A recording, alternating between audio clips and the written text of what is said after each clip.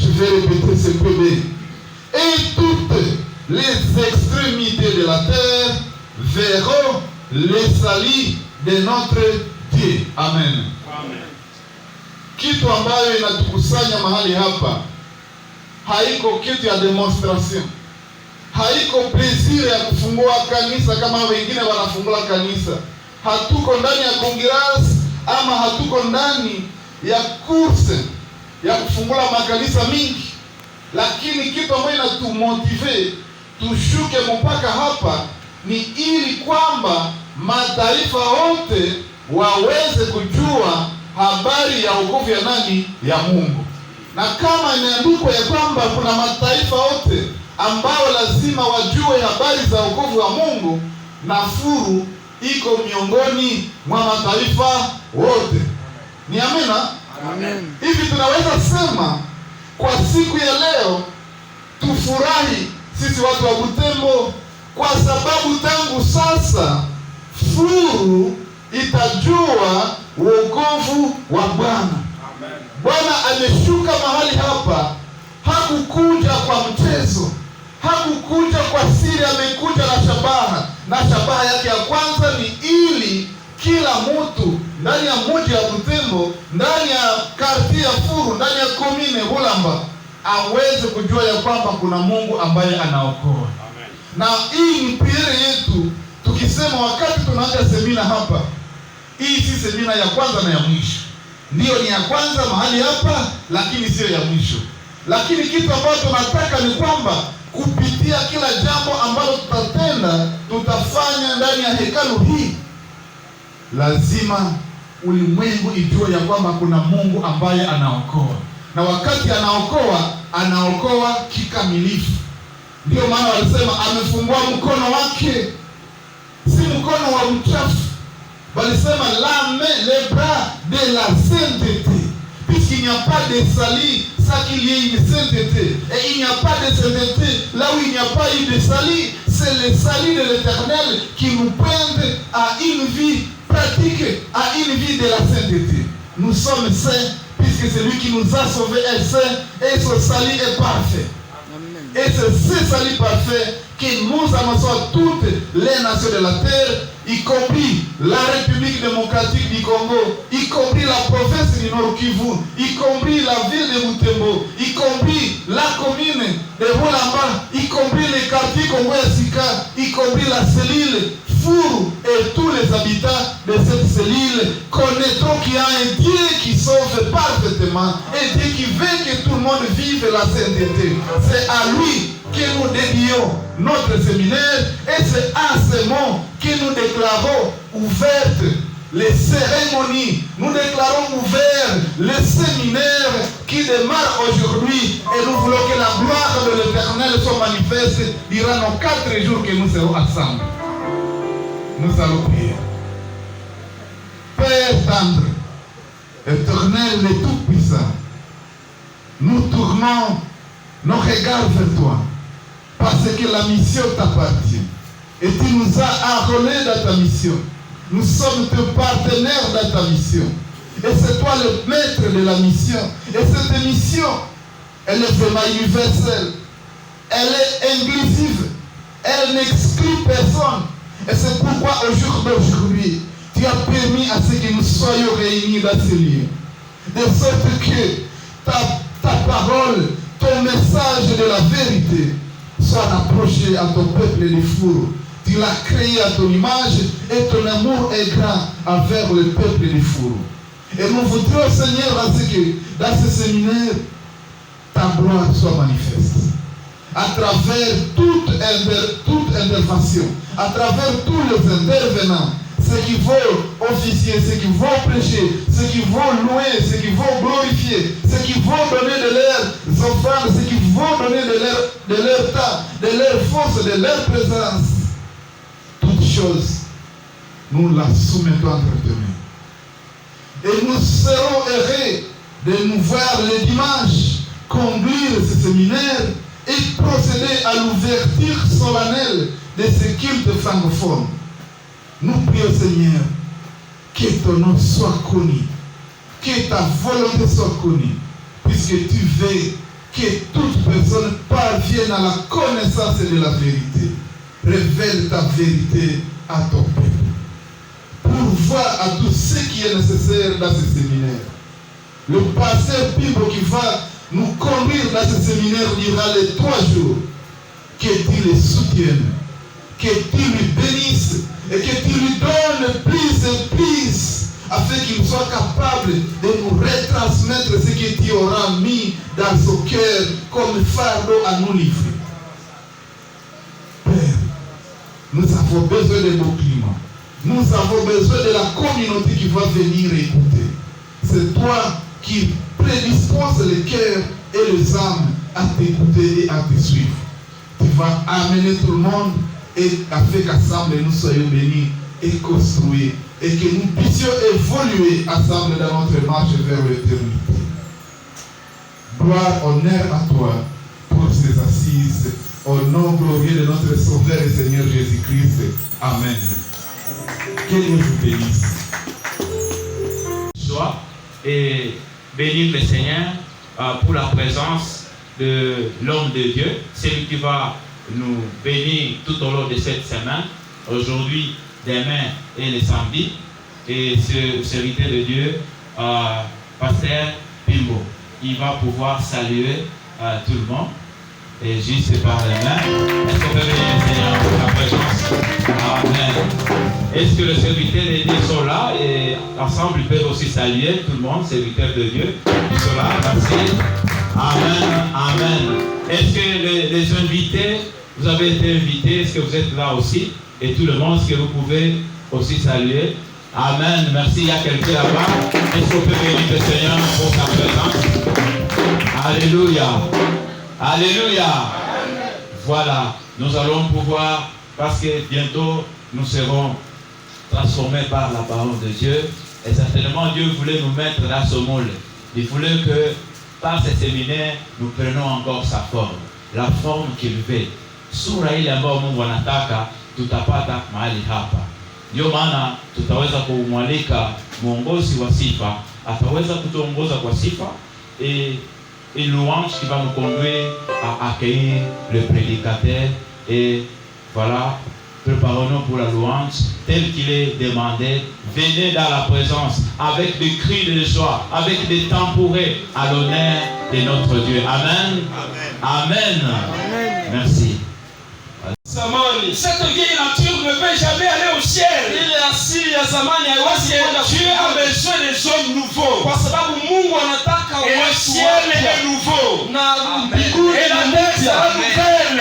Et les hommes seront nouveaux. C'est pour cela que Dieu veut nous transformer. Dieu veut nous régénérer. Parce que le vieil homme ne sera jamais au ciel. Tu ne peux pas aller au ciel avec le vieil homme. Même si tu l'améliores, il y a ceux qui peuvent améliorer le vieil homme. Ils peuvent le discipliner sous les principes de la morale. Et on dit, je vais réformer mon vieil homme. On va mettre certaines limites à sa nature ancienne.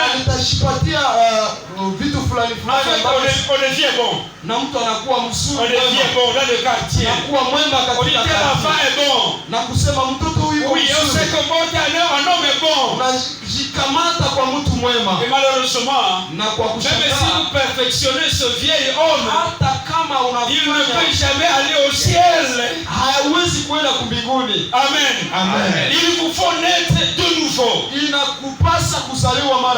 nous faut une régénération. Nous étions aussi du nombre. Nous étions insensés. Nous haïssions les autres. Et nous-mêmes nous étions haïs par les autres.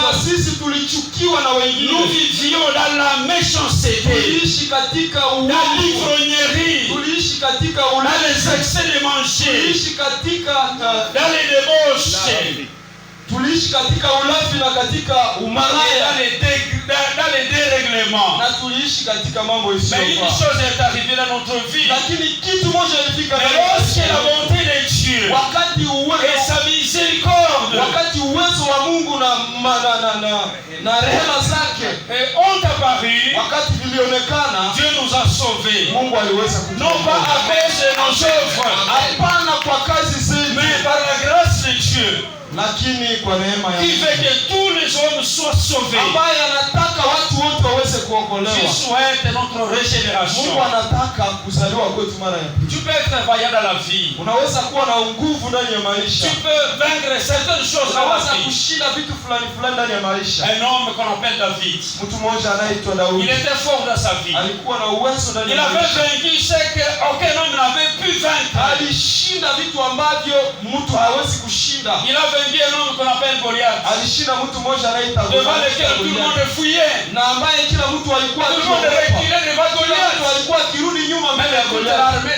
de Saul n'a pas su Hata majeshi yote ya Sauli convaincre cet homme qu'on appelle Goliath. haikuweza kufikia kwa kushinda Goliata. Cet homme était terrifiant. Ule Goliata alikuwa na mtu wa kuweza kumshika Il kwa a mikono saisi de yake, ses mains, il l'a tué. na aliweza kumshika kwa mikono yake Et na les mamans ont kumuua. chanté. Na wamama Il waliimba, a tué des milliers. ameweza kuua maelfu na maelfu. Mais il y avait un problème dans sa vie. Lakini kulikuwa shida moja, Il n'avait jamais vaincu la convoitise. alikuwa hajaweza kushinda tamaa. Tu peux avoir vaincu beaucoup de choses dans la vie. Unaweza kuwa umeshinda vitu vingi ndani ya maisha. Oui, peut-être tu ne voles pas. Ndiyo, unaweza kuwa Tu hauibaki. es déjà passé par où les autres ne peuvent jamais passer. Ulishapita nafasi ambapo wengine hawezi kupita. Mais il y a quelque chose dans ta vie, Lakini kuna kitu moja dans ton ndani ya ancienne maisha nature, ndani ya asili yako qui ya demande zamani, une régénération. zamani naomba upya. Seulement une femme Bathsheba. Na Il y a une femme Bathsheba kuna mama moja qui a rabattu la valeur de cet homme. ambaye aliweza kuleta tena, aliweza kubomoa. Cet homme est fort. Aliweza kubomoa utu wa ule mtu ambaye alikuwa nguvu. Il était fort. Alikuwa na Et tout uwezo le monde chantait pour lui. na kila mtu aliimba juu Mais il yake, n'avait jamais vaincu lakini hakushinda hata la mara moja. convoitise. Hakushinda mara moja tamaa. Qu'est-ce qui est dans ta vie que tu n'as jamais Ni vaincu? nini ambayo iko katika maisha yako ambayo haujaweza Qu'est-ce qui est kushinda? dans ta vie et que tu es en train de bercer? Nini ambayo unaweka ndani ya maisha yako ambayo umeshindwa Peut-être kushinda? c'est un péché chéri. Inaweza kuwa dhambi ambayo unapenda Tu es en sana, train de chérir ce péché. dhambi kumshika Il kwa a mikono saisi de yake, ses mains, il l'a tué. na aliweza kumshika kwa mikono Et yake na les mamans ont kumuua. chanté. Na wamama Il waliimba, a tué des milliers. ameweza kuua maelfu na maelfu. Mais il y avait un problème dans sa vie. Lakini kulikuwa shida moja, Il n'avait jamais vaincu la convoitise. alikuwa hajaweza kushinda tamaa. Tu peux avoir vaincu beaucoup de choses dans la vie. Unaweza kuwa umeshinda vitu vingi ndani ya Oui, maisha. peut-être tu ne voles pas. Ndiyo, unaweza kuwa Tu hauibaki. es déjà passé par où les autres ne peuvent jamais passer. Ulishapita nafasi ambapo wengine hawezi kupita. Mais il y a quelque chose dans ta vie, Lakini kuna kitu moja dans ndani ton ya ancienne maisha nature, ndani ya asili yako qui ya demande zamani, une régénération. zamani naomba upya. Seulement une femme Bathsheba. Na Il y a une femme Bathsheba kuna mama moja qui a rabattu la valeur de cet homme. ambaye aliweza kuleta tena, aliweza kubomoa. Cet homme est fort. Aliweza kubomoa utu wa ule mtu ambaye alikuwa nguvu. Il était fort. Alikuwa na Et tout uwezo le monde chantait pour lui. na kila mtu aliimba juu Mais il yake, n'avait jamais vaincu lakini hakushinda hata la mara moja. convoitise. Hakushinda mara moja tamaa. Qu'est-ce qui est dans ta vie que tu n'as jamais Ni vaincu? nini ambayo iko katika maisha yako ambayo haujaweza Qu'est-ce qui est kushinda? dans ta vie et que tu es en train de bercer? Nini ambayo unaweka ndani ya maisha yako ambayo umeshindwa Peut-être kushinda? c'est un péché chéri. Inaweza kuwa dhambi ambayo unapenda Tu es en sana, train de chérir ce péché. dhambi Immédiatement. dhambi inaonekana wazi, Leurs péchés sont manifestes. dhambi yao inaonekana De wazi. première vue, Kuyatazama, quand vous voyez quelqu'une, c'est une femme adultère, vous dites ça c'est une femme wakati adultère. unatazama mwanamke ambaye ni malaya, unasema huyu mwanamke ni Il y malaya. a des voleurs qui sont déjà reconnus voleurs. Kuna wezi ambao wamejulikana kuwa Ceux-là, leur wezi péché les précède. kwa sababu dhambi zao Et ils sont zinawatangulia connus comme des na pécheurs. wanajulikana kuwa wenye dhambi. kule nyuma yao. Comme un véhicule, Kama il y vile a des longs véhicules kama gari mkubwa sawa sawa jinsi kuna magari avec des makubwa remorques. ambayo inakuwa Et nous na appelons les transit foot. ambayo inakuwa na magari zingine ambayo yanakokota. Kama wafanye ange, si vous ne faites pas attention, Kama ukuwe makini wakati inapita, alors quand ce véhicule est de passage, tu peux sembler retourner déjà vite à la route. kule nyuma yao. Comme un véhicule, Kama il y vile a des longs véhicules kama gari mkubwa sawa sawa jinsi kuna magari avec des makubwa remorques. ambayo inakuwa Et nous na appelons les transit foot. ambayo inakuwa na magari zingine ambayo yanakokota. Kama wafanye ange, si vous ne faites pas attention, Kama ukuwe makini wakati inapita, alors quand ce véhicule est de passage, tu peux sembler retourner déjà vite à la route.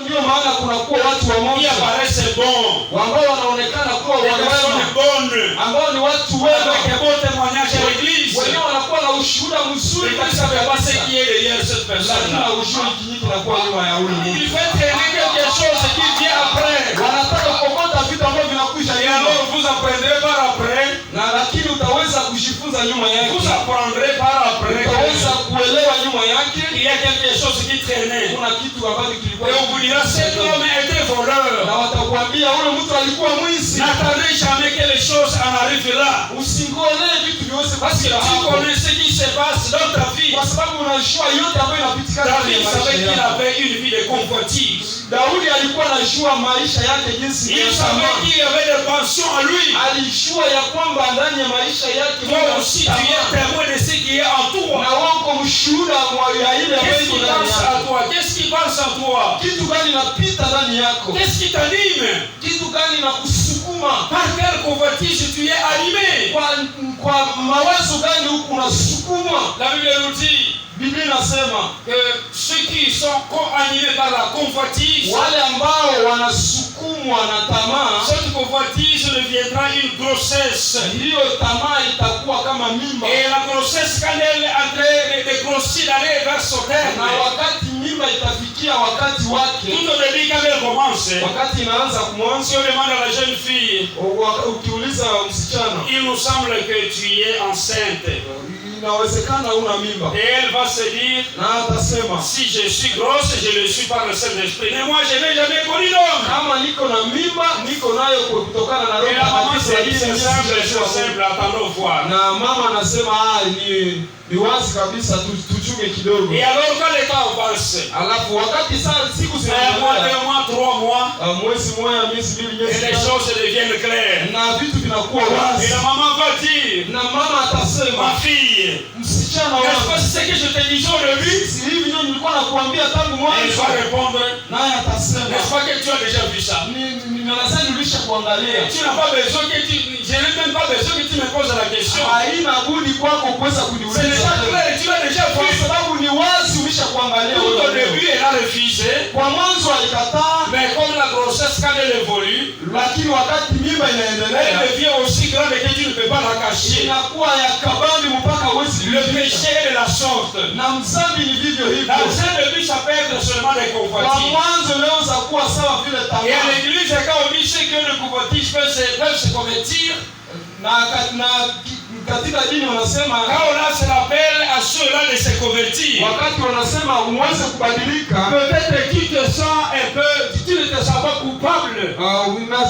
labda unajisikia hauna. Et tu penses seulement qu'on s'adresse à ceux qui ont le Na mama huyo était quelquefois frustré. alikuwa anachukia mara nyingi, Alors le mari a dit, na mume huyo comme je alisema, suis un homme politique, kwa sababu niko mwanasiasa, alors je voudrais que tu puisses continuer avec tes études. alafu nilitaka uweze kuendelesha tu Je vais na masomo t'inscrire yako. à l'université. Nitaweza kukuandikisha kwa Alors university. quand elle a entendu le mot université, Wakati alisikia neno university, elle a dit, je n'ai même pas réussi à avoir mon certificat de vol primaire. akasema sikupata hata cheti changu cha Comment est-ce que masomo je ya vais faire? Comment est-ce que university. je vais faire? Akasema sasa nitafanya namna Elle gani? a plié tout simplement bagage. Akaweza kufunga vitu vyake Elle a quitté le foyer. na akatoka katika Et la nyumba, petite sœur était là. na mdogo yake alikuwa pale, Alors le mari a demandé à la petite sœur, na mume wake akauliza huyo msichana mdogo yake ya bibi Qu'est-ce qui yake, s'est passé? vitu gani ambavyo vilipitikana? Alors la fille a dit à son beau frère, Alafu huyo msichana aliambia shemeki yake, ma soeur n'a pas étudié. dada yangu hakusoma. Nous étions encore très jeunes, les très jeunes enfants. Tulikuwa tungali wasichana ambao walikuwa Et vijana notre père est décédé. na baba yetu Nous n'avons alikufa. même pas pu finir les études primaires. Hatukuweza kumaliza hata masomo ya Alors, quand tu msingi. as parlé d'aller aux études universitaires, Alafu wakati ulisema kuenda kusoma university, c'est ce qui a fait peur à ma soeur. na hiyo ndio ileta woga Elle kwa est déjà dada yangu. partie. Elle est déjà partie. Na tayari ameshakwenda. Qu'est-ce qui a fait qu'elle en arrive là? Kitu gani kilifanya afikie huko? Elle n'a pas dit la vérité. Hakusema kweli, Parce que la vérité affranchit. kwa sababu ukweli unaleta uhuru Et le mensonge rend esclave. na uongo inaleta. Et la Bible nous dit, vous connaîtrez la vérité. Na Biblia inasema mtashua Et kweli, c'est la vérité qui vous na affranchira. kweli itaweka huru. Et Dieu veut nous affranchir Na Mungu anataka kutuweka huru par le bain de la régénération. njia ya kutusema ya Tu peux kufanya upya. devenir une nouvelle créature. Unaweza kufanyika kiumbe Tu kipya. peux changer ton mental. Unaweza kubadilisha akili yako. Tu peux cesser de t'asservir de tes convoitises. Unaweza kuleta mwisho kwa kutawaliwa na tamaa zako Par la kwa régénération. njia ya kufanyika Par la mara ya transformation. pili, kwa njia ya kubadilishwa. Et alors la Bible nous dit, Na Biblia il inatuambia nous régénère par le Saint-Esprit. Mungu anatusaa mara ya pili kwa Et njia quand ya c'est bien en arrive là au verset 7 on dit, tunaweza kusoma il nous justifie anatusabia haki pour devenir des ili héritiers. tuweze kukua warithi. Je vais lire un mot. Nitaweza kusoma, Que tu peux accepter d'être transformé. nitaweza kusema unaweza kuitika Parce kubadilishwa, que sans nouvelle naissance, kwa sababu bila kuzaliwa mara ya pili il n'y a pas de vie transformée. hakuna maisha ya kubadilika. Ne tentez pas de changer le vieil homme en un homme bon. Usisubutu kufanya utu wako wa zamani kwa utu wema. Je sais quand on était à l'école, Ninajua wakati tulikuwa il y shuleni a des cours de morale. kulikuwa somo za Et dans ces cours de morale, na katika hizo somo za il y en a plusieurs qui essayent de suivre ce que disent les kulikuwa enseignants. watu ambao walitamani kusubutu Mais kufuata la mambo morale walimu ne wanasema, transforme pas. lakini hiyo morale haibadilishi. Et c'est ce que je veux dire. Na ni hiyo ambayo nataka kusema. Dieu n'a pas voulu nous changer ou alors retoucher à notre caractère. Mungu hakutaka kutubadilisha au kugusa kidogo kwa Mais il a tabia voulu yetu, nous régénérer. lakini alitaka kutusaa mara Parce que ya la pili. régénération, Kwa sababu kuzaliwa mara ya c'est pili une résurrection spirituelle. iko ufufuko wa kiroho, C'est une nouvelle création. iko kuumba Et upya. la Bible nous a dit quand quelqu'un est en Christ, Na Biblia ilisema wakati mtu iko ndani il ya est. Tabariki Bwana asubuhi ya leo Et nous allons prier avec le frère qui est à côté de moi. na tutaomba. Baba Mungu, tunakuomba asubuhi ya leo kwa ajili ya kuweza kutusikilizisha neno lako. Fungua masikio yetu, fungua mioyo yetu, tunajiweka tayari kwa ajili ya kutubariki.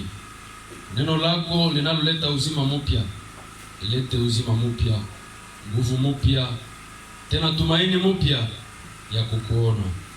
Tunakuomba mjina la Yesu Kristo.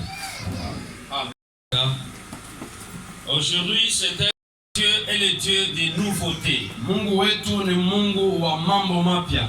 Dieu veut des choses nouvelles pour nous. Mungu anataka mambo mapya kwetu. C'est pour cela qu'il crée le nouveau jour. Ni kwa hivi anaumba siku mpya. Et la Bible nous dit, Na Biblia inatuambia réjouissez-vous de ce nouveau jour parce que Dieu l'a créé pour nous. Et nous sommes contents d'être devant Dieu na tunafurahi kuwa mbele ya Mungu qui nous veut être de nouveaux hommes. ambaye anataka tuwe watu wapya. Amen. Amen. Et ce jour encore, Siku tena Dieu va te faire de nouvelles choses. Mungu atakupatia vitu vipya. Et même la Bible nous dit que Dieu renouvelle ses promesses chaque matin. Hata Biblia inatuambia kwamba Mungu anabadilisha ahadi zake kila asubuhi. Et pour ce matin, na kwa asubuhi ya nous leo allons prendre la parole de Dieu. tutakamata neno la Mungu. Nous la lisons en Matthieu chapitre 9. Tutaisoma katika Mathayo sura 9. Nous lisons le verset 16 et 17. na mstari wa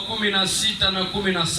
Puis nous allons prendre immédiatement Ephésiens chapitre 4. Na mara moja tutakamata wa Efeso sura 4. Le verset 17 au verset 24. Sura mstari wa 17 mpaka 24. Je préfère qu'on lise la version Swahili. Nitafurahi tusome kwa tafsiri ya Kiswahili. D'accord. Mathayo sura 9 shairi la 16. Hapana mtu anayeweka kiraka cha nguo mpya juu ya vazi la zamani. Verset 16. Hapana mtu anayeweka kiraka cha nguo mpya juu ya vazi la zamani. Pièce le drap neuf à un vieil habit, car elle emporterait une partie de l'habit et la déchirure serait pire. On ne met pas non plus du vin nouveau dans des vieilles outres. Autrement, les outres se rompent, le vin se répand et les outres sont perdues. Mais on met le vin nouveau dans les outres neuves, et le vin et les outres se conservent. Amen. Amen. Nous sommes en Ephésiens chapitre 4. Tunaenda kwa Efeso sura 4. Et nous lisons le 17e verset jusqu'au 24e. Écoutez la parole du Seigneur. Kwa kufuata tamaa za udanganyifu, na mufanywe wapya katika roho ya nia zenu, na kuvaa yule mtu mpya. Seigneur, vous ne devez plus marcher comme les païens, qui marchent selon la vanité de leurs pensées. Ils ont l'intelligence obscurcie. Ils sont étrangers à la vie de Dieu, à cause de l'ignorance qui est en eux, à cause de l'endurcissement de leur cœur.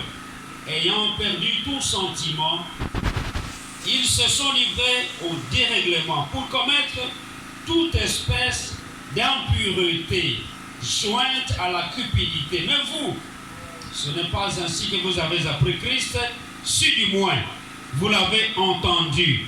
Et si conformément à la vérité qui est en Jésus, c'est à lui que vous avez été instruits à vous dépouiller par rapport à votre vie passée du vieil homme qui se corrompt par les convoitises trompeuses, à être renouvelé dans l'esprit de votre intelligence et à revêtir l'homme nouveau créé selon Dieu.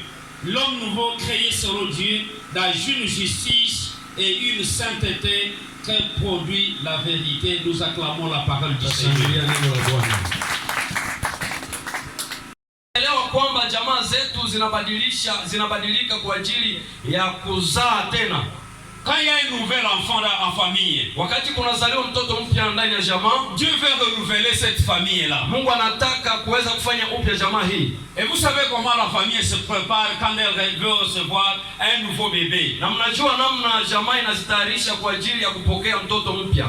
On achète de nouveaux habits. Wananunua nguo mpya. On achète de nouveaux draps. Wanauza draps za mpya. Parce qu'on s'est dit le bébé ne peut pas quand même dormir dans nos anciens draps. Kwa sababu wanajiuliza kusema kwamba mtoto hawezi akalala katika draps za zamani. On lui achète de nouveaux habits. Wanamuuzia nguo mpya. On besoin même de nouveaux objets en famille. Na vitu vipya hata ndani ya jamaa. Tel que des bassins pour le bébé. Kama vile plastique. Et il y a des savons qui ne sont pas d'ordinaire qu'on achète pour le bébé. Hata sabuni ambazo si za kawaida kama zingine ambazo juste pour accueillir le nouveau bébé. Kwa ajili ya kupokea mtoto mpya. Parce que Dieu a renouvelé cette famille là. Kwa sababu Mungu alifanya upya jamaa hii. Amen. Amen. Et même dans notre vie quotidienne. Hata katika maisha yetu ya kila siku. Je crois que tout le monde a besoin de nouvelles choses. Ninaamini kwamba kila mtu anahitaji vitu vipya. Nous avons besoin de nouvelles maisons. Tunahitaji nyumba mpya. Nous avons besoin de nouveaux habits. Tunahitaji vazi mpya. Nous avons besoin en fait de nouvelles informations. Tunahitaji hata taarifa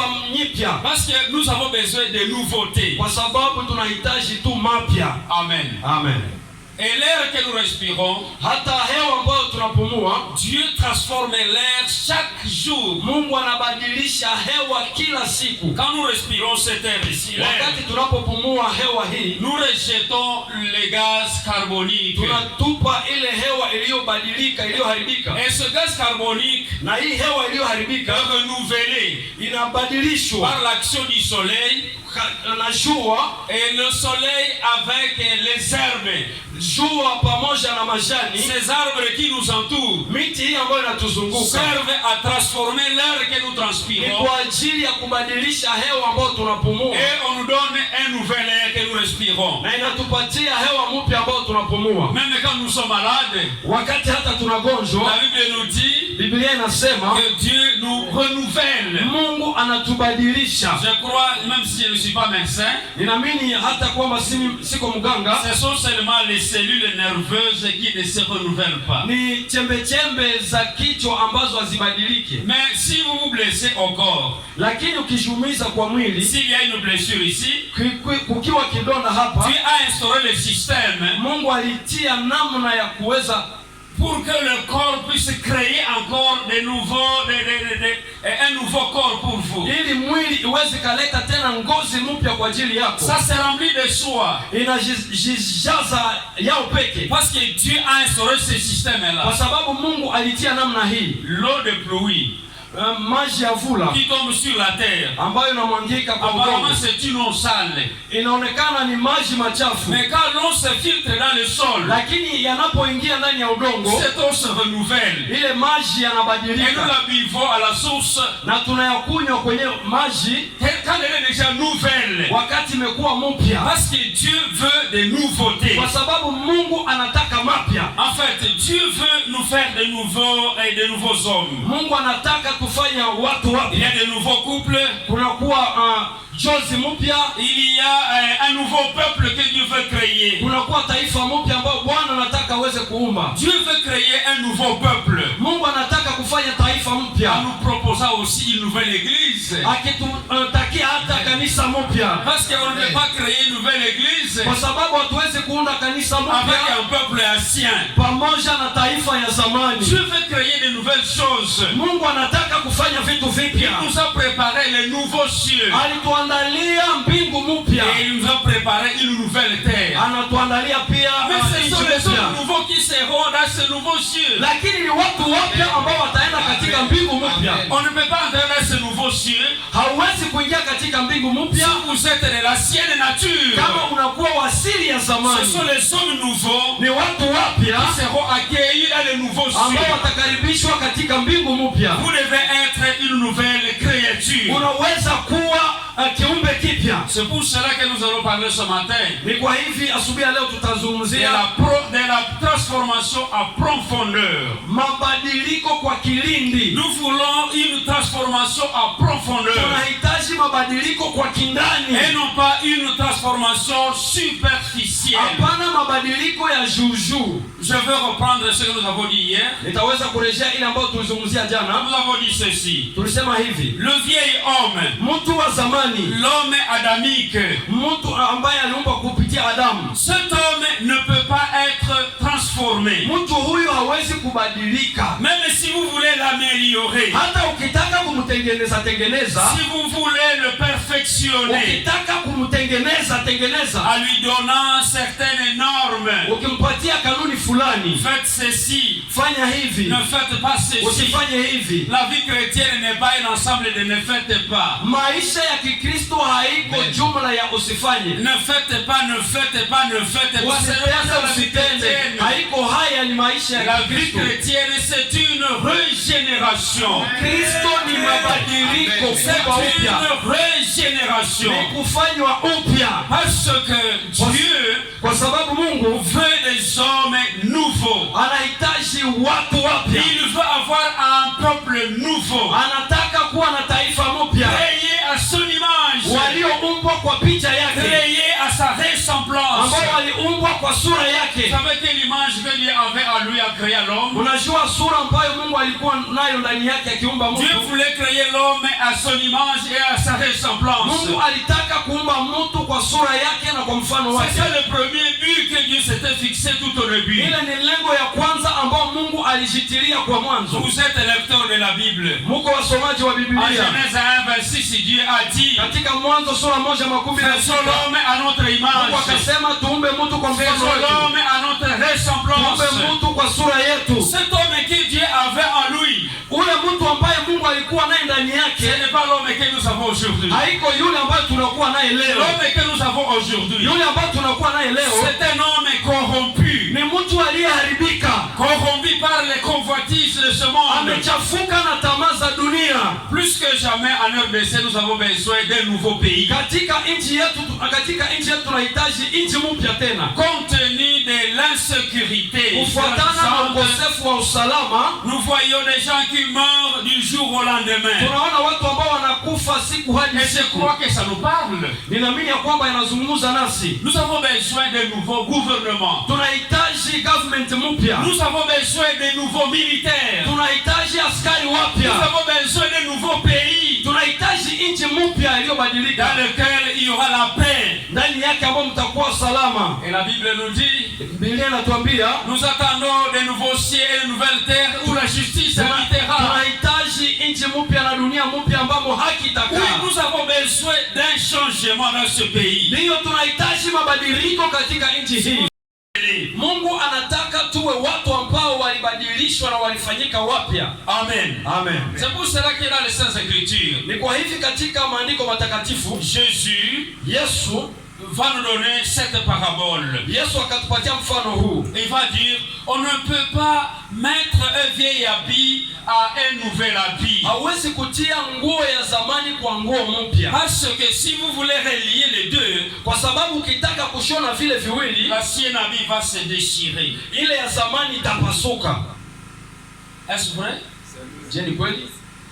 Si vous voulez coudre le nouvel habit avec l'ancien habit, il n'y aura pas de bonne liaison. Ukitaka shona nguo ya zamani na ya mpya hakutakuwa kuambatana. Et même la Bible nous dit, Na Biblia inatuambia les outres neuves mitungi mipya dans l'ancien temps, wa wakati wa zamani on utilisait les outres pour conserver les liquides tels que l'eau, le lin et autres choses. walikuwa wakitumia viriba kwa ajili ya kuweka mafuta, maji na mvinyo. Et qu'est-ce qu'on faisait?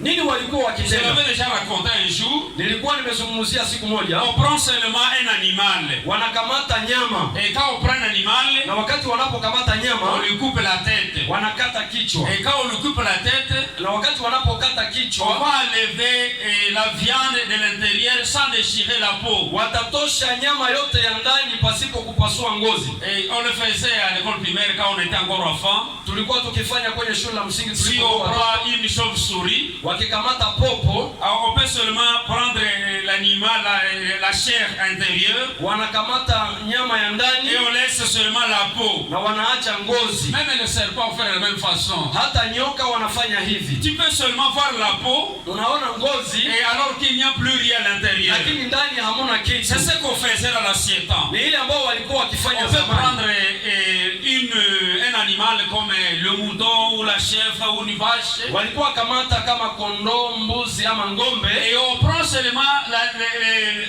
disons-nous la chair intérieure, wanatosha nyama ya et ndani on laisse la peau externe. na wanaacha ngozi yote ya Et nje. alors quand on a pris la peau, Wakati de l'animal, on a pris la viande, wametoa nyama, on prend maintenant cette peau qu'on utilise comme outre maintenant, ça on appelle les wanakamata outres. sasa ile ngozi na wanaitumia kama kirima, Et maintenant on peut remplir cette peau na wanaweza kujaza sasa liquide na maji. Et pour les cas à l'espèce, il s'agit du vin. Na kama ilikuwa ikihitajika iwe mvinyo, et pour le cas ici dans la Bible, il s'agit du vin. Kwa mfano huu katika Biblia inahusu mvinyo. Jésus dit, Yesu on ne peut pas mettre un nouveau vin dans de vieilles outres. Hawawezi kutia mvinyo mpya ndani ya viriba vya zamani. Parce que quand on met le vin dans cette outre, kwa sababu wanapotia mvinyo katika kiriba, et quand il y a fermentation avec des levures, na wakati inapopata mabadiliko pamoja na quand on met des levures là-dedans, et qu'est-ce qu'on fait? Nini wanafanya? Avec les levures, il y a certains phénomènes qui se déroulent pendant de la fermentation. Alors souvent il y a des gonflements. Alors Jésus dit, si vous prenez le nouveau vin et vous le mettez dans des vieilles outres, lors de la fermentation, les vieilles outres vont se déchirer. Et vous allez perdre le vin et les outres. Mais on met le vin nouveau dans de nouvelles outres. Qu'est-ce que Jésus veut enseigner? Jésus veut nous parler seulement de la nouveauté de vie. On ne peut pas relier l'ancienne vie à la nouvelle vie. Sinon il n'y aura pas de continuité. Parce que vous allez perdre et la nouvelle vie et l'ancienne vie.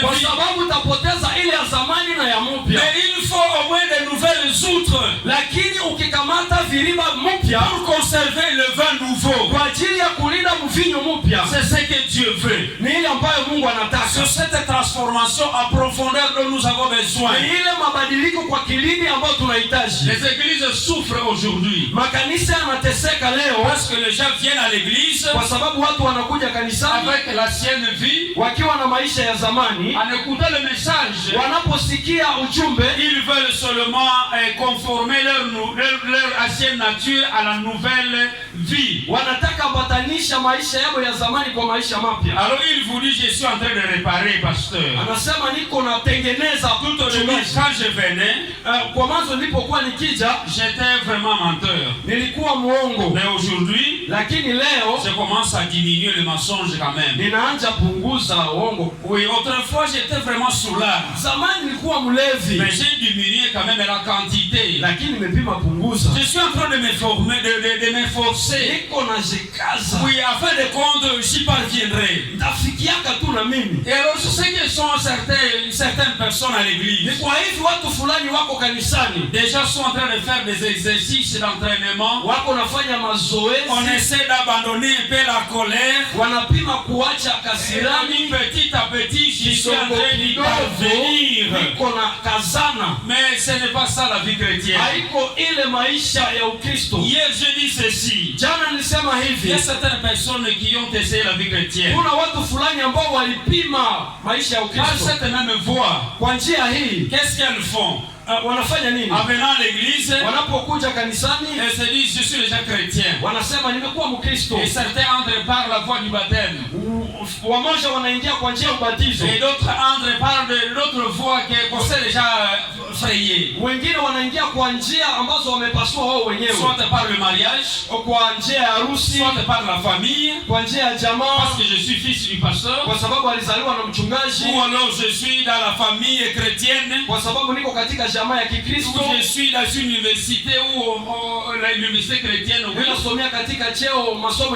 alors je suis déjà chrétien. Mais qu'est-ce qu'on rencontre souvent dans la vie? La plupart de ceux-là, quand ils se sont engagés à la chrétienté, parce qu'ils sont en train de réparer le vieil homme, il arrive des fois qu'ils échouent. Et quand ils échouent, alors ils réparent. Ils disent nous allons encore nous efforcer. Wanasema tutashikaza tena. Et ils trouvent encore des gens qui les encouragent. Wanapata watu ambao wanawapatia Et juhudi. quand ils renouvellent leur engagement, Wanapofanya tena uamuzi mpya, ils rechutent. tena Et wanaanguka. quand ils rechutent, Wanapoanguka, ils abandonnent. wanaacha. Et disent la vie chrétienne est difficile. Wanasema Ukristo huko nguvu. C'est la plupart de ceux qui sont dans les rues maintenant. Ni wengi ambao wanakuwa katika barabara Et sasa. qui disent nous avons essayé. Wanasema na sisi tulipimaka. Mais nous étions aussi fervents comme vous. Tulikuwa wenye juhudi kama Il y a ninyi. quelqu'un qui me disait dans ce quartier. Kuna mtu ambaye alikuwa akimwambia katika chembechembe Parce que hii, j'ai habité ce quartier à un moment donné. kwa sababu nikaa katika kartie hii kwa muda fulani. Il me disait, Aliniambia tu es encore trop jeune. huko kijana, C'est en 98 qu'il me disait cela, 1998. ilikuwa kwa mwaka 1998. Nous avions le même courage que vous. Tulikuwa na juhudi moja pamoja Nous na avons wewe. essayé comme vous. Tulipima kama ninyi. Mais où en sommes-nous maintenant? Sasa tuko wapi? Ce sont des gens qui ont échoué. Ni watu ambao walishindwa. Vous savez, dans la vie de tous les jours, Unajua katika maisha ya kila il siku ne faut jamais consulter ceux qui échouent. haiombe kuenda kutazama benye banashindwaka. Amen. Amen. Vous voulez faire le commerce. Unataka kufanya Et biashara, maintenant, vous voulez demander à celui qui a échoué au commerce unapotaka uliza mwenye alishindwaka de biashara vous entraîner dans le commerce. aweze kukuingiza ndani yake. Non. Atakwambia Mon fils ne t'hasarde pas. usiweze kufanya J'ai hasara. fait la même chose. Nilifanya kama J'ai fait ceci, j'ai fait cela. nilifanya hii Et nikafanya na j'ai déjà vile. échoué. Nilishaka shindwa. Prends seulement ton argent Kamata pesa et zako, consomme ton argent. kula, Et alors il va te décourager. na ataweza kukatisha tamaa. Si vous voulez étudier, Ukitaka kusoma, ne consultez pas ceux qui n'ont pas étudié. usiende tazama benye Ils vont bakusoma, vous décourager. wataweza kukatisha Et si tamaa. on veut devenir chrétien, Na hivi kuwa Mkristo, ne consultez pas ceux qui ont échoué. usikuwa ukitazama benye banishindwa. Il y a une vie chrétienne victorieuse. Kuna maisha ya Kikristo inayoshinda. Tu peux être victorieux dans la vie chrétienne. Unaweza kukuwa mshindi ndani ya Ukristo. Tu peux triompher de ce monde. Unaweza kushinda dunia Là où les autres ont chuté, kwenye wengine tu walishindwa. peux triompher. Wewe unaweza kuwa Là où mshindi les autres ont échoué, kwenye wengine tu walishindwa. peux être vainqueur. Wewe unaweza kuwa mshindi Comme certains ont été vainqueurs. kama vile wengine walikuwa washindi. Amen. Amen. Il y a un cantique qui dit ceci. Kuna nyimbo ambayo inasema hivi. Laisse-moi chanter ça pour vous. Laisse-moi Il y a certaines personnes qui connaissent ça. Kuna watu wengine ambao Je prends wanajua. seulement le refrain. Na kamata tu ile ya Et vous allez kurudia. chanter avec moi si vous connaissez ça. Na mtaimba pamoja nami Ça kama dit, unajua. si toujours et partout, Jésus est avec nous, contre nous qui tiendra, Jésus-Christ est vainqueur. Kama kokote Yesu anakuwa pamoja nami, hakuna yule ambaye atasubutu kunigusa. Si Kote ninakuwa mshindi. toujours et partout, Jésus est avec nous, contre nous qui tiendra, Jésus-Christ vainqueur. On reprend.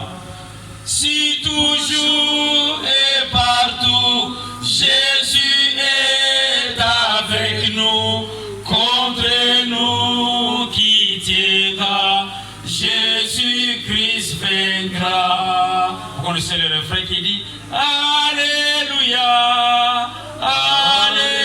Alléluia, Jésus-Christ vaincra. On peut applaudir le Seigneur. Oui, Jésus est notre victoire. Ndiyo, Yesu ni ushindi wetu. Il peut te rendre victorieux. Anaweza kufanya kuwa mshindi. Et comment est-ce qu'il le fait? Namna gani anaifanyaga? Le monde souvent pense à être victorieux. Dunia inazania kuwa mshindi. Et quand le monde pense recréer de nouveau, Na wakati dunia inapozani kufanya vipya, qu'est-ce qu'on fait? nini inafanya? On dit nous allons passer par la science. Wanasema tutafanya elimu. Et on investira la science. Na wanatia vitu katika elimu. Je veux vous dire que la science ne crée pas des hommes nouveaux. Nataka kuambia kwamba elimu haifanyake watu On wapya. a longtemps étudié, il y a des érudits, des gens qui connaissent Kuna watu ambao wamesoma sana ambao wanajua, et qui sont restés des impies. lakini wamebaki wachafu. Ils sont restés des impies. Wamebaki wachafu. Je vais vous dire que l'élite intellectuelle, Ninawaambia kwamba ile sehemu ya wale ambao wamesoma ce sont des gens qui sont déjà emportés dans le mal et la plupart. ni watu ambao wamechukuliwa wengi katika uovu, Avec des grands diplômes, pamoja na vyeti vikuu, mais ils sont des grands pécheurs. lakini ni wenye dhambi wakuu Ils sont pia. des doctorants. Wana vyeti vya Ils dokta,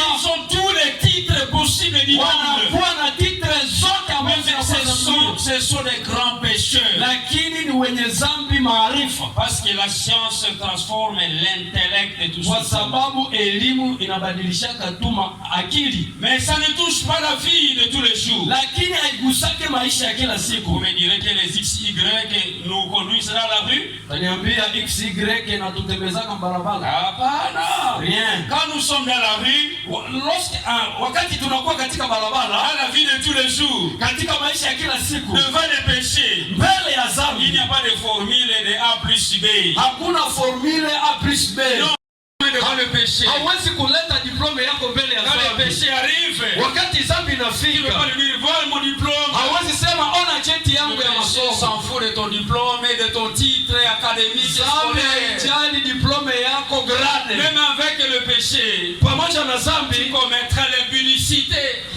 pamoja na cheti utaweza kufanya uasherati. C'est vrai, ceux qui sont adultères ont des grands titres. Benye ni baasherati biko na vyeti Je vous vikubwa. assure que quand le monde veut transformer les gens, Ninawahakikishia kwamba dunia inapotaka kubadilisha le watu, monde utilise la morale. dunia inaitumia maadibisho. Et cette morale Na maadibisho ne nous conduit pas au changement. haituleteake On mabadiliko. peut avoir des morales dans les foyers. Unaweza kuwa na maadibisho ya On peut unyumba, avoir des morales en rapport avec les enfants, comment vivre avec les unaweza kuwa enfants. na maadibisho namna gani kuishi na watoto. C'est la société qui a inventé ces affaires. Ile ni taifa ambalo liliweza kuona jambo Mais hili. Jésus a créé une chose. Lakini Yesu alifanya Dieu kitu a moja. créé une nouvelle chose à Jésus-Christ. Mungu alifanya kitu kipya ndani ya Yesu Ce qui Kristo. peut nous aider et nous amener au changement. Na ile inaweza kutusaidia na kutuleta kwa mabadiliko. Je connais 3 fois Dieu a créé le monde 3 fois. Ninajua kwamba Mungu alifanya dunia mara tatu. La première fois qu'il Dieu a créé le monde, Mara kwanza alipoumba c'est dunia à Genèse chapitre 1, le verset 1. ni katika Mwanzo sura moja mstari wa La kwanza. Bible nous dit Dieu créa les cieux et la terre. Biblia inatuambia Mungu akaumba mbingu na dunia Et il a mis des hommes sur cette terre. na akatia watu katika dunia. Et tout ce que nous voyons, les plantes et les bêtes et autre chose, Na yote ambayo tunatazama, mimea, nyama na vitu vingine, c'est la première création. ile ni uumbaji wa kwanza. Amen. Amen. Mais quand Dieu a dit j'ai créé l'homme à mon image et à ma ressemblance, Wakati Mungu aliposema nitaumba mtu kwa sura yangu na kwa mfano wangu, en Genèse chapitre 6, katika Mwanzo sura on 6 constate que l'homme a été corrompu. tunaenda kuta ya kwamba mtu aliharibika. Et Dieu a regretté pourquoi il a créé l'homme. Na Mungu akajuta kwa nini aliumba mtu. Et Dieu a fait venir le déluge sur la terre. Na Mungu akaleta mvua mkali kwa dunia. Et nous apprenons dans la Bible Na tunajifunzwa katika que le Biblia, monde dans lequel nous sommes aujourd'hui, dunia ambayo tunakuwa ndani yake leo c'est un nouveau monde. ni dunia mpya. Parce que Pierre nous dit, Kwa sababu Petro anatuambia la terre ancienne dunia ya zamani qui était submergée par l'eau, ambayo ilijaza na maji, cette création s'est terminée par là. ile uumbaji ilishiaka kule. Vous serez d'accord avec moi que nous sommes la génération de Noé? Mtaelewana pamoja nami ya kwamba tuko katika kizao ya Noa. Amen. Même l'histoire de notre vie le raconte bien. Hata historia ya kabila yetu inatuambia hivyo. Si on vous raconte d'où sont venus les Nandes, Wakikwambia Wanande walitoka ils sont wapi, venus de l'Ouganda. watakwambia walitoka Mais ils sont Uganda. arrivés en Ouganda à Venadou. Walitoka Uganda, walifika Uganda wakitoka Vous allez wapi? apprendre qu'ils venaient du nord, Utaelewa kama walikuwa wakitokea sehemu ya Nord, vers le Nil en descendant. kule kaskazini, Et ils wakatoka sont kule venus ici en Ouganda, même entrés au Congo. wakafikia Uganda, wakaingia Et Kongo. j'ai déjà fait mes petites recherches sur toutes les tribus. Nimefanya utafiti mchache Vous allez apprendre que les Soudanais disent nous sommes venus par le Soudan. utaelewa kwamba Wasudani wanasema C'est tulitokea toujours kule en Sudan. provenance du nord. Ni kaskazini tu. Et on apprend qu'après le déluge, Inaeleweka ya kwamba baada ya mvua ya il Noa y a un fils de Noé qui s'est dirigé vers l'Afrique kunakuwa mtoto mmoja wa Noa ambaye alikuja Afrika, et qui est à l'origine de tous les Africains. ambaye anakuwa chemchemu ya Waafrika wote. Amen. Amen. Et l'autre est parti en Europe. Mwingine alienda Europe. En fait, je veux dire que nous sommes la génération de Noé. Nataka sema kwamba tuko katika kizazi cha Noa. Et après ça, Baadaye Dieu a pensé à une troisième création. Mungu akafikiria kwa ajili ya kufanya Et uumbaji wa cette tatu. fois-ci, la troisième création Na uumbaji huu wa tatu va se faire à Golgotha. itafanyika kule Golgotha. C'est sur la croix de Jésus, Ni kwa msalaba wa Yesu, sur la croix du Calvaire. kule kwa msalaba wa Kalvari. Et Dieu a dit, je vais créer un nouveau peuple. Mungu akasema nitaumba taifa mpya. Parce que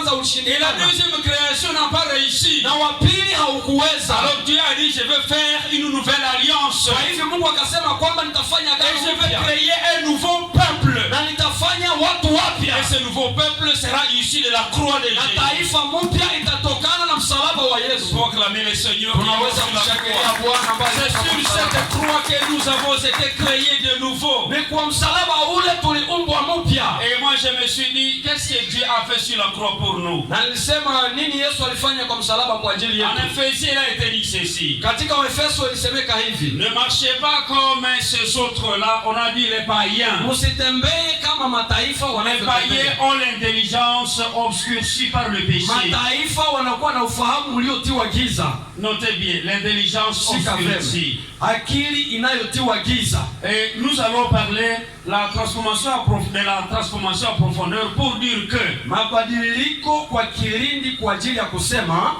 notre intelligence qui a été endommagée par le mal. akili yetu ambayo iliharibika katika uovu. Vous pouvez lire ça à Genèse chapitre 6, le verset 5. Et tu vas lire le verset 11. 6:5 pia 11. Des hommes étaient grandes sur la terre. Mungu akaona kwamba uovu wa watu ulikuwa mkubwa. Portaient chaque jour uniquement vers le mal. Kila siku ilikuwa ikienda. L'homme, c'est d'abord ses pensées. Yenye naribika ni mawazo. Souvent, quand nous disons le cœur, nous passons à cet organe ici, le Wakati cœur. tunazungumzia roho tunawazaka roho Anatomique, inapiga. selon l'anatomie. Ile roho yenye inapiga ile. Alors, mais le cœur dont on parle, Roho yenye banazungumzia ce sont nos pensées. ni mawazo yetu. Amen. Amen. Parce que nous avons la bataille. Vita ambayo tunakuwa ndani yake ni katika mawazo Vous yetu. devez vaincre cette bataille des pensées. Na unaweza kushinda vita hii ya mawazo. Et Jésus a dit Yesu que le akasema péché vient du cœur de l'homme. dhambi inatoka ndani ya moyo ya C'est du mtu. cœur de l'homme que viennent les mauvaises pensées, Ndani ya mioyo ya watu mnatoka mawazo mabaya, les impuretés, uchafu, l'impudicité, uasherati, la débauche, uzini, et tous ces péchés, le vol et le dhambi meurtre, zote, uwizi, kuua, viennent de vos pensées. inatoka ndani ya mawazo. C'est pour cela que ces pensées doivent être renouvelées. Ni kwa hivi mawazo yanaitwa kubadilika, Parce que Satan avait corrompu notre façon de penser. kwa sababu shetani aliharibu namna yetu ya kufikiri. La pensée de l'homme est tournée chaque jour uniquement vers le mal. Mawazo ya mtu inatazamiaka tu mabaya. Alors, ce qu'on pense dans son cœur, dans sa tête, oui, Yenye mtu anafikiria ndani ya kichwa chake, c'est ce qui passe à l'action. njoo yenye inapitikaka kwa tendo. Ce que vous avez pensé, Yenye ulifikiria c'est ce que vous allez faire à l'action. ni ile ambayo utatenda. La Bible nous dit que les pécheurs dans leur lit conçoivent le mal.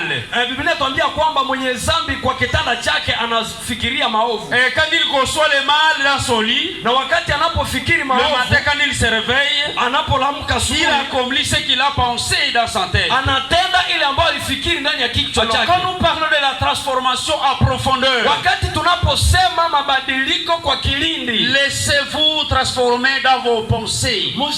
ndani yako. Vraiment, c'est le domaine propre de Dieu. Ile ni domaine ya Mungu. Parce que je ne peux pas savoir ce qui est en toi maintenant. Siwezi kutambua ile ambayo iko ndani yako. Amen. Amen. Qu'est-ce qui est en toi? Nini iko ndani yako? Je ne demande pas de poser à ton ami. Je te pose la question, qui te pose la question à toi-même. Siseme uulize mwenzako, lakini wewe peke peke jiulize. On parle de l'introspection pour les pédagogues. Wanaita kufikiria ndani ya kindani wewe peke yako. Qu'est-ce qui est en toi finalement? Qu'est-ce que tu penses? Nini unafikiriaka? Nini iko ndani Quelles yako? sont ces pensées qui sont en toi? Mawazo gani iko ndani yako? Parce que les pensées de ton cœur Mawazo ya moyo wako déterminent ce que tu es. inaonesha ile yenyewe huko. On ne peut pas passer autrement que ce qu'on est. Hauwezi weza kufikiria kuliko ile yenyewe huko. Le voleur ne passe qu'à voler chaque jour. Mwizi anafikiriaka tu kuiba kila siku. Où est-ce que je vais encore voler de nouveau? Wapi nitaiba tena? Où est-ce que je vais encore une nouvelle fille? Wapi nitapata msichana mpya ambao nitapatana? Où est-ce que je vais trouver l'argent aujourd'hui? Où je vais voler chez qui? Je vais tromper. Wapi nitadanganya? C'est ça les pensées qui sont à vous. Ile ni mawazo iliyo ndani yako. Et Dieu veut renouveler nos pensées. Mungu anataka kubadilisha mawazo yetu. C'est pour cela qu'en Éphésiens on a dit ceci. Kwa hivi katika Waefeso walisema hivi. Les païens marchent selon les pensées de leur cœur. Na taifa wanatembea kufuatana na mawazo ya roho yao. Ils ont l'intelligence obscurcie. Wanakuwa na akili iliyotiwa giza. C'est que le diable fait. Ile ambayo shetani diabolo anafaa, Il met une tâche dans votre intelligence. anatia chapa fulani katika akili yako. Et vous ne pouvez plus voir la vérité. Na hutaweza kutazama kweli. Vous commencez à voir le mensonge comme vérité. Unaanza kutazama uongo kama kweli. C'est ce qu'on a fait à Ève. Ni ile ambayo walifanyia Eva. Satan a dit à Ève, Shetani akaambia le Eva, Dieu qui t'a dit de ne pas manger de cet arbre, Mungu mwenyewe alikuambia kwamba usile c'était Dieu menteur. ni Mungu muongo. Mais je te dis, Lakini si nakwambia tu manges le fruit de cet arbre, ukikula kwa matunda ya mti huu, vraiment, tu seras transformé. utabadilika. Tu seras transformé. Utabadilika. Et c'est ce qu'on dit souvent aux jeunes gens. Ni ile ambao wanaambia vijana. Je sais à l'école, Unajua kwenye shule quand on arrive à 5e, 6e année, wakati mtu anapofika kwa mwaka wa 5, il y a une théorie selon laquelle kunakuwa elimu moja, l'organe qui ne fonctionne pas s'atrophie. sehemu ambayo haitumikake inazeekaka na inakosa nguvu. Et ça peut disparaître. Na inaweza kosekana. Et c'est ce qui motive les jeunes gens. Na yenyewe ile inasukumaka vijana. Ceux qui n'ont même jamais fait la sexualité ou l'adultère. Wenye bakafanya uasherati. Ils le font quand ils sont en 5e année ou en 6e année, même en 4e année. Wanaitendaka wakati yenyewe wanakuwa katika mwaka wa 4. Il y a une théorie qui leur dit que kunakuwa mafundisho ambayo yanasema si vous ne voulez pas utiliser vos organes, kama hautaki kutumia viungo vyako, et cet organe disparaîtra. Kile kiungo kitaweza kutoka. Et les gens déjà disent que mon organe ne disparaisse pas. Wanasema kisiweze kutoweka. Laissez-moi pratiquer pour conserver mes organes. Kwa ajili ya kukiweka taratibu. Mais c'est faux.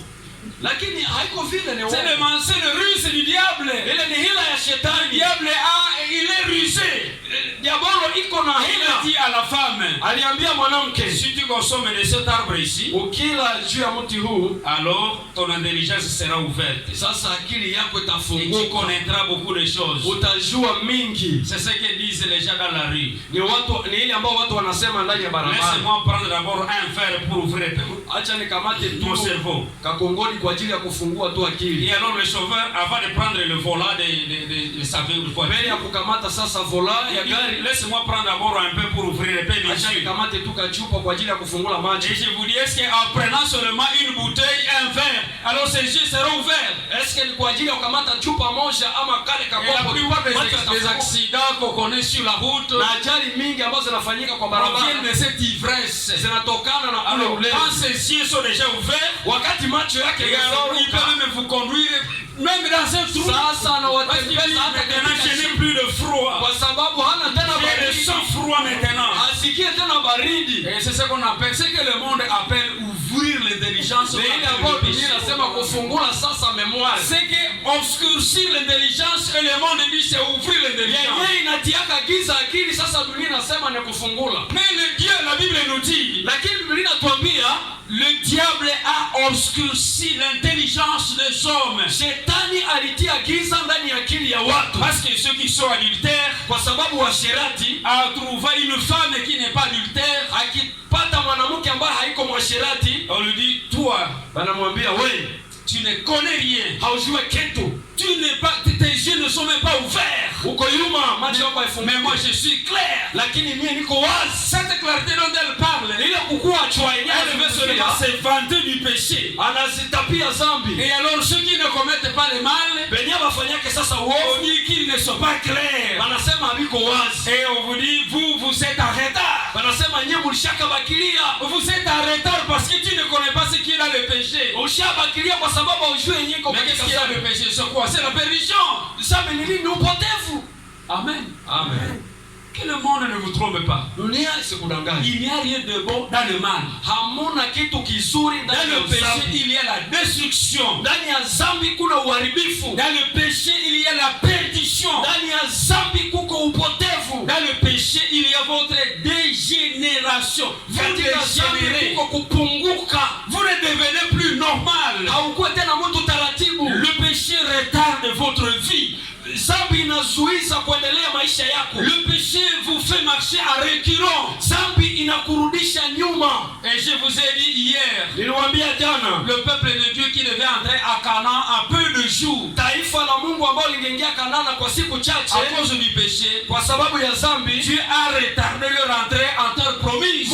inakuchelewesha kuingia kwao katika nchi ya ahadi. Oui, il y a des choses que tu t'empêches toi-même d'avoir. Kuna vitu ambavyo unazuiza kupata à cause du péché. kwa sababu ya dhambi. Et ce péché te donne le retard spirituel. Na dhambi hii inakuchelewesha kiroho. Et ce péché te conduit à la mort spirituelle. Na dhambi hii inakupeleka kwa kifo et ya le kiroho. péché conduit à l'aveuglement spirituel. Dhambi inakupeleka kwa ajili ya kupofucha macho Ils yako ont ya kiroho. les yeux obscurcis. Wana macho iliyotiwa giza. Ils ont l'intelligence obscurcie. Wana akili iliyotiwa giza. À cause de l'incrédulité. Kwa sababu ya ugumu ya moyo. Et à cause de l'ignorance qui est à eux. Kwa sababu ya kutokujua ambayo inakuwa ndani yao. Parce que le péché c'est l'ignorance. Kwa sababu dhambi ni kutokujua. Ceux qui commettent le péché Wenye wanatenda dhambi ne savent pas ce qui adviendra. habajue ile itatokea. Ils ne savent rien de ce qui adviendra du mal. Habajue ile itatokea katika kibaya. Sodome et Gomorre. Sodomo na Gomora, Une belle plaine yenye ilikuwa uwanja mzuri où Lot habitait. kwenye Loti alikaa. Les hommes se sont livrés au penchant de leur cœur. Watu walijitoa kwa mawazo ya mioyo Ils ont yao. marché selon la volonté de leur chair. Walitembea kufatana na mapenzi ya miili Ils yao. ont bu,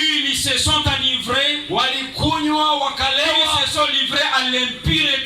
Servait en mettant les mains sur le joug, en voyant le mal qui se commet Alikuwa chaque jour. akitazama akitia mikono yake juu ya machafu Mais le akitazama jour où nguvu. Dieu a fait le déluge sur ce monde-là, Wakati Mungu alipoleta gharika, le déluge du feu, gharika ya moto, mais ils ne savaient pas qu'il y aurait une punition derrière le mal. hawakukuwa najua kwamba kutakuwa malipizi À nyuma ya soi, le makosa. mal est trompeur. Maovu inadanganya. Le mal est trompeur. Uovu unadanganya. Ceux qui commettent le péché, Wenye banafanya dhambi, ils se sentent en sécurité dans le mal. wanazania kwamba wako katika uhuru Mais ndani ya la Bible makosa. nous dit que le péché Biblia inatuambia kwamba dhambi donne la joie, mais une joie qui est éphémère. inapanaka furaha ya kini ya muda mchache. La joie du péché est éphémère. Furaha ya dhambi ni ya muda mchache. Alors qu'est-ce que Dieu veut? Nini Mungu anataka? Par la croix du Christ. Kwa msalaba wa Kristo. La Bible nous dit, Biblia inatuambia si les païens marchent de cette façon, kama mataifa wanatembea namna hivi, mais vous, ce n'est pas ainsi que vous avez appris Christ. lakini ninyi hamkufundishwa Kristo. Comment nous apprenons Christ sur la croix du Calvaire? Namna gani tunafundishwa Kristo Je kwa voudrais qu'on Kalvari? reprenne encore Ephésiens chapitre 4. Nilipenda tuendelee wa Et c'est Efeso par sura laquelle nous allons hii. même terminer. Ni mahali pale tutamalizia hata. Nous lisons le verset 20 maintenant. Tusome shairi ya mwisho. Et quand on court à prendre les éléments qui seront le dernier verset, Na wakati unapokamata mambo yaliyo katika shairi lile la mwisho, sans passer par les éléments précédents, pasipo kupita ndani ya ile ambayo anatangulia, il y aura une fausse conversion. kutakuwa kugeuka mbaya. Il y aura une fausse transformation. Kutakuwa mabadiliko mabaya. La Bible nous dit ce qui suit. Biblia inatuambia ifuatayo. Le verset 20 Shairi la 20 nous dit ce qui... Laisse-moi vous lire le verset. acha nibasomee. Mais vous, ce n'est pas ceci que vous avez appris Christ. Lakini nyinyi hamkufundishwa Kristo hivi. Comment est-ce que vous avez appris Christ? Namna gani ulifundishwa À Kristo? l'école de Jésus où nous sommes assis. Kwa masomo Yesu Kristo mahali tunakaa, Voici comment on l'enseigne. tazama namna gani wanavyofundisha. Et la Bible nous dit ceci. Biblia inatuambia hivi: Si du moins vous l'avez entendu, ikiwa mulisikia et si conformément à la vérité qui est en Jésus, na kufatana na kweli iliyo ndani ya Kristo, c'est à lui que vous avez été instruits, ni ndani yake mulifundishwa, à vous dépouiller mukuondosha votre vieil homme. mtu wa zamani. Amen. Amen. Matokeo ya viriba vilivyopasuka. Ne joue pas avec le mal. Usicheze na Le uovu. mal, c'est du feu.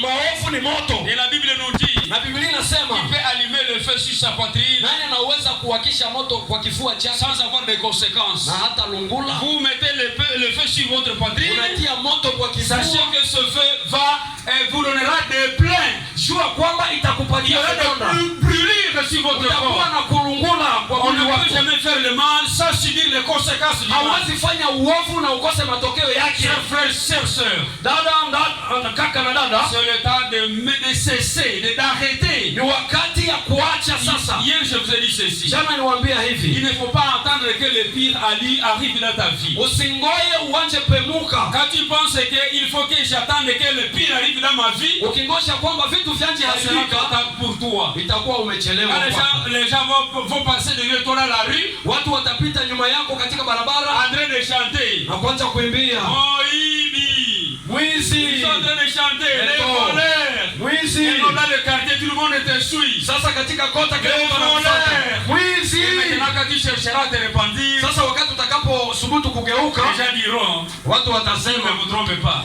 Ça, asitudanganye, c'est un grand voleur, nous le huyu connaissons. ni mwizi mkubwa, tunamjua. Et quand tu veux te convertir, Wakati unapotaka on va dire tubu, non, ça c'est une femme adultère. watu wanasema pana ni Ne mubaraka. mettez pas vos oreilles dans ce qu'elle vous dit. Usisikie venye anasema La na même elle cherche les hommes là-bas. aiba vitu ya watu.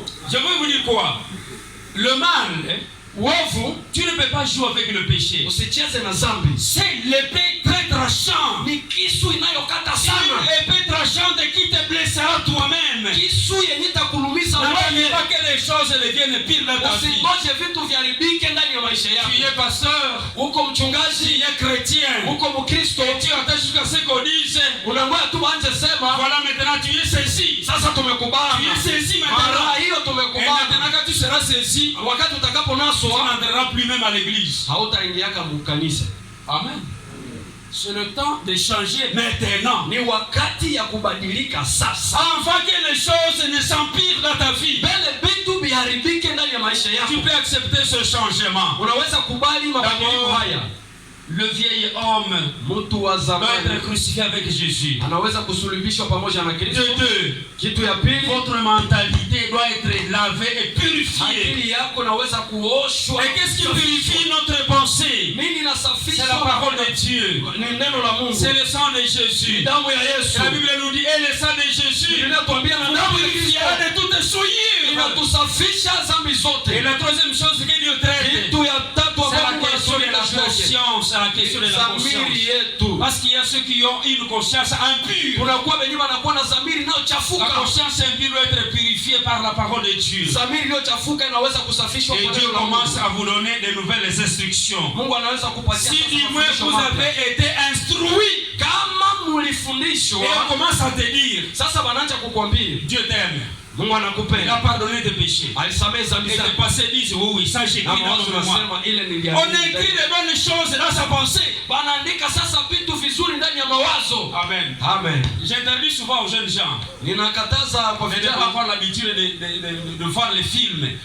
kutokuwa na tabia ya kuona filamu. Quand vous voyez les films de l'adultère, Unapoona filamu za toute la journée, vous washirati, avez ouvert vos yeux mchana yote ulifungula macho à yako l'écran téléviseur. pale ku video. Et alors, les Nigériens aussi nous ont trompés avec des films. Walituranganya Les Nigériens nous ont watu wa fait des films. Nigeria walituranganya na filmu. Alors, ce film d'adultère, ce film de vol, Zile filamu za alors, tout ça, uasherati c'est na za wizi.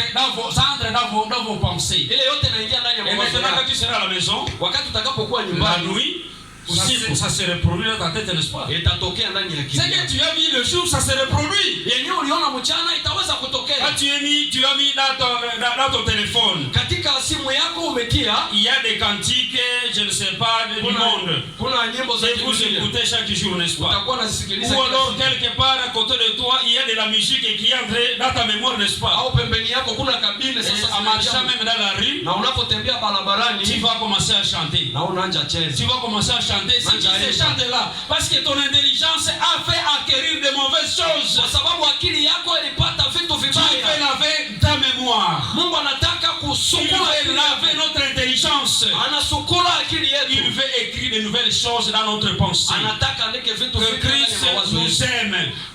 Kristo anatupenda. Christ a pris nos péchés sur le bois en son Kwamba corps. Kristo alichukua dhambi Kristo zetu nous a na kuliweka purifié. kwa msalaba. Kristo Voilà des alitusukula. pensées que nous devons écrire à nous-mêmes. Sasa ile ni yetu tunaweza kuandika Et ndani quand tu marches sur la rue, na wakati unapotembea kwa tu barabara vas dire Christ m'a lavé. utasema Kristo Et aliniosha. à côté la sœur qui n'est pas informée, Na pale pembeni msichana ambaye hana habari hizi, moi je reste pécheresse jusqu'à la fin de ma mort. mimi nabakia mwenye dhambi mpaka Moi je kufa suis kwangu. engagé à faire le mal. Mimi nimejitoa kwa ajili ya Je kufanya fais le maovu. mal en marchant. Ninafanya Je dhambi fais le kwa mal kutembea. en m'habillant. Ninafanya dhambi Et kwa alors, kuvaa. vous avez des pensées différentes. Muna mawazo tofauti. Acceptez que Christ entre dans tes pensées.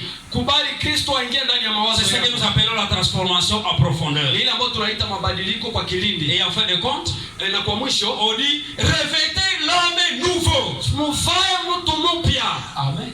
Amen. Cet homme nouveau, c'est lequel? Mtu mpya ule On a dit ni nani? créé à l'image de Dieu. Aliyeumbwa kwa sura ya Mungu. Voilà le premier but que Dieu avait à la création. Angalia sasa ile lengo Il ambalo Mungu alikuwa nayo kwa créé à uumbaji. son image et à sa ressemblance. Alitaka tuumbe kwa sura yake na kwa mfano wake. Finalement, c'est à Jésus-Christ que nous avons Na cet kwa homme mwisho nouveau. ni katika Yesu Kristo tunapata ule C'est msalaba. l'homme crucifié sur la croix. Yule aliyesulubishwa kwa L'homme de msalaba. Golgotha. Ule mtu wa Nous Golgotha le voyons crucifié. ambaye tulitazama Et il akisulubishwa. meurt pour nos péchés. Anakufa kwa ajili ya dhambi zetu. Pour notre rédemption. Kwa ajili ya ukombozi Pour wetu. notre justification. Kwa ajili ya kuhesabiwa kwetu haki. En finissant, je vous donne un verset que vous lirez. Kwa kumaliza na En Romains chapitre 4, le verset 5. Waroma sura Ce 4 verset mstari wa est 5. intéressant pour moi. Ni shairi ambalo la maana kwangu. Exact. Romains chapitre 4, le verset 5. Lisez. Sura 4 mstari wa Lisez 5. pour nous. Tusomee. Roma sura 4 shairi la 5. D'accord. Lakini kwa mtu asiyefanya, Lui qui justifie l'impie. wasioogopa Mungu, Oui. imani yake inahesabiwa kuwa haki. Qui t'amène tout le monde. Amen. À celui qui ne fait point d'œuvre Kwa yule asiyetenda kazi pour se purifier, kwa ajili ya kutakasika, pour se transformer, kwa ajili ya kubadilika, mais qui croit seulement. lakini mwenye anaamini tu. Amen. Amen.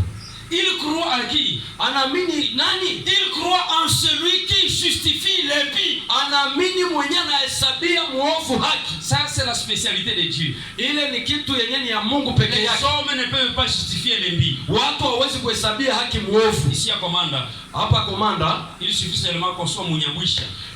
ukiwa tu mnyabwisha Et vous ne passez même pas. hauwezi pita. On a tué seulement, on a déjà tué 11, je ne sais pas 12 Banyabwisha à Commanda. Wameua, On les brûle déjà, on les tue. Wanyabwisha wanabalunguza, Il wanabaua. explique qu'on dise cet homme n'est pas du nord, n'est pas de Butembo, de Beni, il doit être Inatosha tu Munyabwisha. kusema huyu mtu haikuwa Butembo, Même Beni, si ni tu n'es mnyabwisha. pas impliqué dans le Hata kama massacre, hausike tu ndani n'es ya pas accepté. mauaji, hauwezi weza Parce kubaliwa, que les hommes ne justifient pas l'impie. kwa sababu watu hawahesabi yake On haki te muovu. trouve à flagrance. Wanakubana tu Tu es en wazi, train de voler. huko naiba. Et ce que je m'étonne beaucoup chez les hommes. Ninashangaa sana kwa watu Si vous criez, ukilalamika, au voleur, mwizi, au voleur, mwizi, les gens sortent avec les machettes. mara moja Celui watu qui raconte wanatokea na un bâton mipanga, de bois, wengine na celui mti, qui avec un couteau, wengine na kisu na un jiwe. caillou. C'est ce que vous rencontrez. Quand on dit un voleur, Mwizi, quand les gens sortent à la hâte, mara moja watu wanatokea si haraka, vous criez, lakini ukilalamika, l'adultère, mwasherati qui ne fait pas l'adultère? mwenye Et tout le monde reste à la maison. kila mtu anabakia Et je me dis, où est entré ce mal? D'où vient ce mal-là? nani inatokea kwa uovu ile. Je vous assure que les hommes ne justifient pas l'impie. Naambia kwamba watu hawahesabi yake muovu Il haki. y a quelqu'un Kuna mtu qu'on appelle Jésus anaitwa Yesu qui nous aime. ambaye Il anatupenda, est mort sur la croix. alikufa kwa msalaba, Qui veut justifier l'impie. ambaye anataka kuhesabia muovu haki. Amen. Amen. La femme est venue chez Jésus. Mwanamke alikuja kwa Yesu, On l'a amenée parce qu'on l'a trouvée en flagrance. walimuleta kwa sababu alikamatwa, Elle ne comptait plus les quelques minutes lui restant. hakukuwa anahesabia dakika fulani zilizobaki Elle kwake. disait maintenant je vais mourir. Alisema sasa Et nitafariki, Jésus a dit ok, prenez le caillou, nous le tuons, nous le lakini tuons. Yesu akasema mkamate majiwe Et alors tunakuua. quand on a pris le caillou, Wakati walipokamata mawe, on a dit tu peux dire le dernier mot, est-ce que unaweza kusema neno la les mwisho, dernières paroles avant de mourir. neno la mwisho mbele Alors, ukufe? elle est en train de penser comment ça va se passer. Wakati alipokuwa akifikiria namna gani Mais il y vitapitika, avait un homme qu'on appelle Jésus kulikuwa mtu anayeitwa et Yesu qui a demandé à la foule, mwenye aliuliza kwa kundi, qui parmi vous nani est déjà purifié de ses péchés? amekwisha kuhesabiwa Qui haki? parmi vous est déjà purifié de ses péchés? Nani amekwisha kutakaswa kwa dhambi Et zake? tous ont dit, Wote nous walisema sommes des pécheurs. tuko Ils ont wizani. commencé à fuir l'un après l'autre. Wakaanza kimbia moja kwa moja. À ce temps-là, Jésus est en train de justifier les vies. Kwa wakati ile Yesu iko anahesabia haki muovu. Amen. Amen. Dieu veut te justifier ce matin. Mungu anataka kuhesabia haki Avant asubuhi que leo. le pire ne t'arrive, comme chez la femme en question, Mbele vitu viharibike kama kwa yule mwanamke, Dieu l'a justifié Mungu alimhesabia haki parce que Dieu sait justifier les pécheurs. kwa sababu Mungu anajua kuhesabia haki mwenye dhambi. Tu peux être admis devant Dieu ce matin Unaweza kukubalika mbele ya Mungu asubuhi ya en leo. acceptant qu'il lave ton mental, Ukikubali asoshe akili yako. en acceptant de te dépouiller du vieil homme, Ukikubali kuondosha mtu wa zamani. en acceptant le nouvel homme Jésus qu'il habite en Ukikubali toi. mtu wa mpya Yesu Kristo kukaa ndani Cet yako. homme parfait Jésus, Ule mtu mkamilifu Yesu il Kristo veut te justifier, anataka kuhesabia il veut haki. te pardonner, Anataka kukusamehe. il veut te rendre pur. Anataka kufanya safi. Veux-tu briser du péché le pouvoir?